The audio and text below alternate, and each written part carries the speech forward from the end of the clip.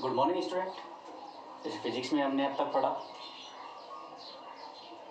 Electrostatic में आवेश पढ़ा, करंट, विभव, ओम्स लॉ, किरचॉफ्स लॉ और विद्युत वाहक बल और विभवांतर में अंतर। ठीक, आज हम स्टार्ट करते हैं नेक्स्ट चैप्टर अर्धचालक और उसके प्रकार। ठीक है, तो हम स्टार्ट करते हैं आज कि पदार्थ कितने प्रकार के होते हैं according to electricity current. Current के आधार पर या चालकता के आधार पर हम पदार्थ को कितने भागों में डिवाइड कर सकते हैं। तो हम 3 भाग में डिवाइड करेंगे इसको। चालक पदार्थ,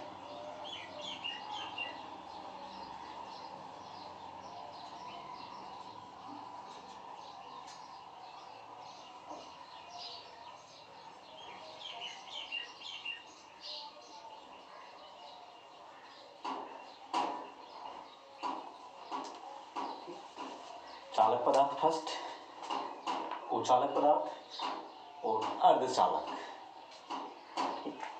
तो चालक, कुचालक और अर्धचालक, इन तीनों में क्या डिफरेंस है।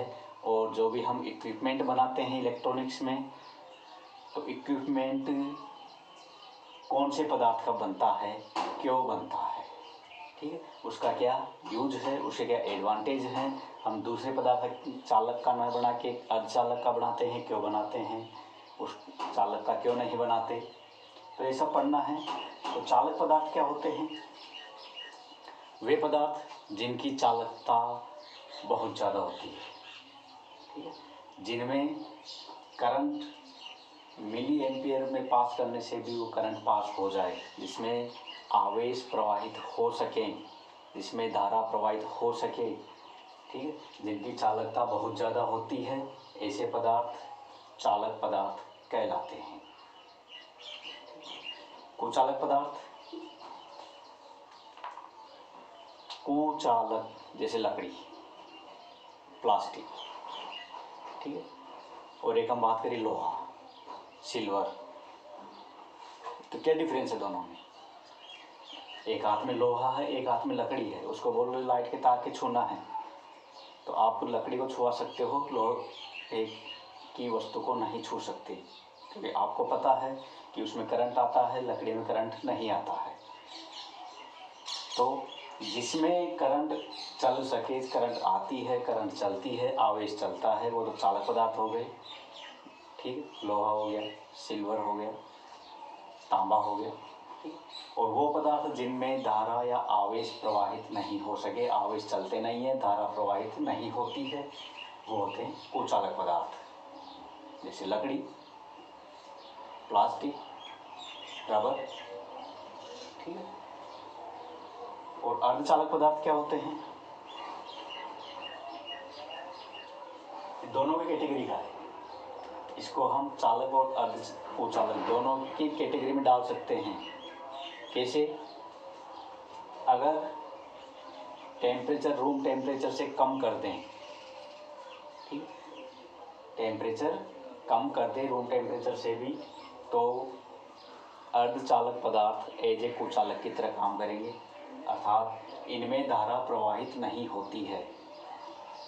और यदि टेम्परेचर इंक्रीज कर दें तो अर्धचालक पदार्थ एज ए चालक की तरह काम करते हैं, ठीक है। तो इसमें दोनों के गुण हैं। टेम्परेचर बढ़ेगा, चालकता बढ़ेगी, टेम्परेचर कम होगा, चालकता कम होगी। और टेम्परेचर बहुत ही कम कर दें तो एज ए कुचालक की तरह काम करने लग जाते हैं, क्योंकि जो इनमें आवेश हैं वो एनर्जी लेके मूव करते हैं टेम्परेचर के साथ, टेम्परेचर से एनर्जी लेके मूव करते हैं। टेम्परेचर नहीं बढ़ाएंगे तो जो उनमें आवेश है वो चलेगा नहीं, नहीं चलेगा तो करंट प्रवाहित नहीं होगी, ठीक है। तो चालकता बहुत ज़्यादा, इसमें चालकता नहीं होती, इसमें चालकता हो भी सकती है और नहीं भी हो सकती, ठीक है। इस पर डिपेंड करेगा वो ताप पर। अर्धचालक में चालकता ताप पर डिपेंड करती है, ठीक है। ताप बढ़ेगा चालकता बढ़ेगी, ताप कम होगा चालकता कम होगी, ओके। तो जो आवेश हैं चलते कैसे हैं? आवेश चलते कैसे हैं?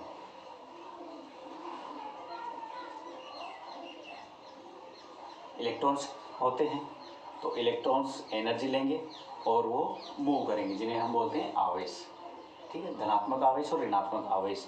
और जो चालकता होती है, करंट फ्लो होती है, वो ऋणावेश की वजह से होती है, इलेक्ट्रॉन्स की वजह से होती है, ठीक है। तो जो चालक पदार्थ हैं, ठीक है, लोहा ले लिया, तांबा ले लिया, सिल्वर ले लिया, ठीक है। जो चालक पदार्थ हैं, इनके जो परमाणु हैं, ठीक है, जब इनके कक्ष की बात करें, ठीक है, जब इनके कक्ष की बात करते हैं तो इनके जो आउटर सेल हैं, इसमें इलेक्ट्रॉन्स की मात्रा बहुत ज़्यादा होती है। आउटर सेल के अंदर जो परमाणु होता है, उसके आउटर सेल में इलेक्ट्रॉन्स जो ऋणात्मक आवेश हैं उनकी मात्रा बहुत ज़्यादा होती है, और इनको हल्की सी ऊर्जा देते ही क्या होंगे, ये पास वाले परमाणु के साथ जुड़ के चलने लग जाते हैं। ये इसको एनर्जी देगा, अगला वाला अगले वाले को देता है, उसका अगले वाले को देता है, और ये एनर्जी ट्रांसफर करते हुए आगे बढ़ते जाते हैं, ठीक है। कुचालक में जैसे लकड़ी हो गया, प्लास्टिक हो गया, तो इनके जो आउटर सेल हैं इसमें इलेक्ट्रॉन्स नहीं होते। जब आउटर सेल में इलेक्ट्रॉन नहीं होंगे तो चलने के लिए आवेश नहीं है। जब आवेश ही नहीं चलेंगे तो करंट कैसे बनेगी? क्योंकि आवेश चलेगा तो करंट बनेगी, जब इसमें आवेश ही नहीं है तो करंट कैसे बनेगी, ठीक। इसमें आवेश बहुत ज़्यादा है, ठीक है। एक अर्धचालक है जिसके अंदर आउटर सेल में 4 इलेक्ट्रॉन होते हैं, ठीक है, सिलिकॉन और जर्मेनियम।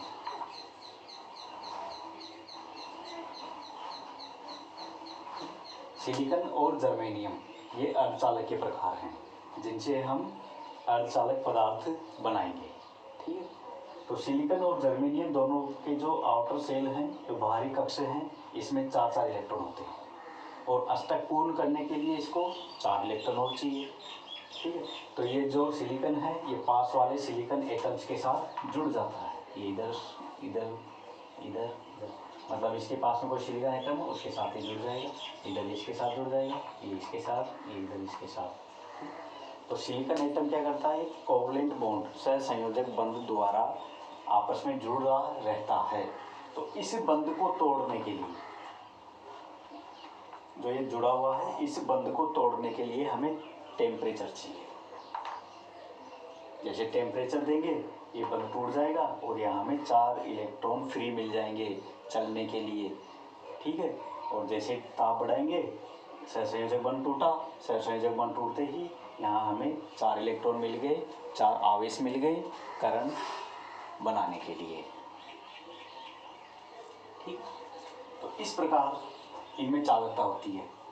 लोहा है, बहुत ज़्यादा इलेक्ट्रॉन्स हैं, आसानी से मूव करेंगे। कुचालक है, कोई इलेक्ट्रॉन नहीं होता आउटर सेल में, तो ये आवेश नहीं है तो करंट भी नहीं बनेगी। इसमें 4 इलेक्ट्रॉन होते हैं, लेकिन ये पास वाले 4 इलेक्ट्रॉनों के साथ जुड़ जाता है अपने परिवार के साथ। जैसे सिलिकॉन है तो सिलिकॉन के साथ जुड़ जाएगा, ठीक है। तो ये 4 इलेक्ट्रॉन आपस में बंधे रहते हैं सहसंयोजक बंध द्वारा, ठीक है।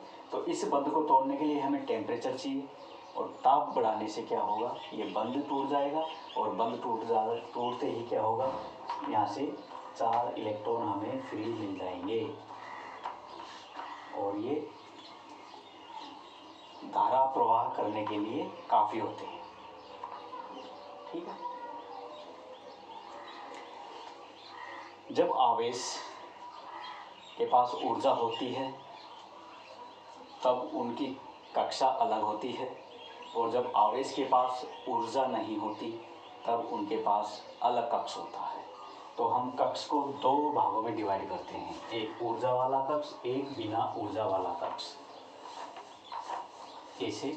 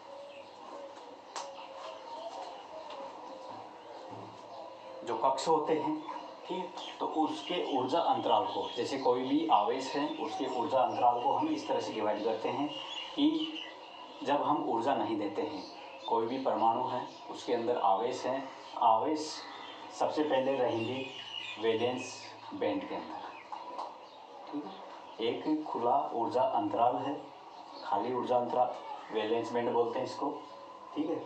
तो जो अपने आवेश हैं वो स्टार्टिंग में रहेंगे इस बंद के अंदर, यहाँ पे पड़े रहेंगे, अपने जो भी इलेक्ट्रॉन्स हैं, जो आवेश हैं वो यहाँ पड़े रहते हैं, ठीक है। जब हम उनको ऊर्जा देते हैं बाहर से, जब हम ऊर्जा देंगे तो ये आवेश यहाँ से ऊर्जा लेके यहाँ पहुँच जाएंगे, ठीक है। ऊर्जा लेके मतलब उनके पास ज़्यादा ऊर्जा आ गई तो वो आगे भगेंगे, आगे भग के कहाँ चले जाते हैं, वो चालक बंध में,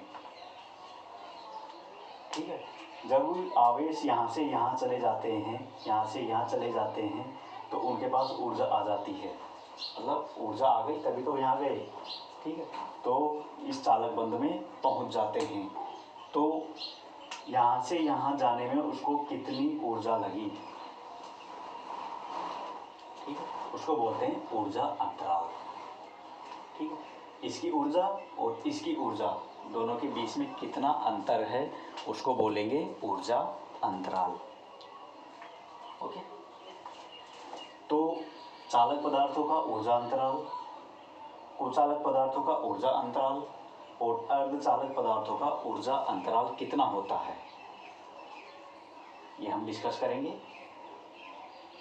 एक एक करके, ठीक है। तो चालक, अर्धचालक, कुचालक क्या होते हैं, इनके बीच में मेन डिफरेंस किसका होता है, ऊर्जा अंतराल का, क्योंकि जो आउटर सेल हैं, जो बाहरी कक्ष हैं, किसी में इलेक्ट्रॉन है, किसी में इलेक्ट्रॉन कम है, किसी में इलेक्ट्रॉन ज़्यादा है, तो उसके आधार पर उसमें ऊर्जा का स्थानांतरण होता है। कुचालक में ऊर्जा का स्थानांतरण नहीं होगा, ठीक है, वो हम देखेंगे ऊर्जा अंतराल के अंदर, ठीक है। तो यहाँ तक कोई दिक्कत हो पूछ सकते हैं। Thank you.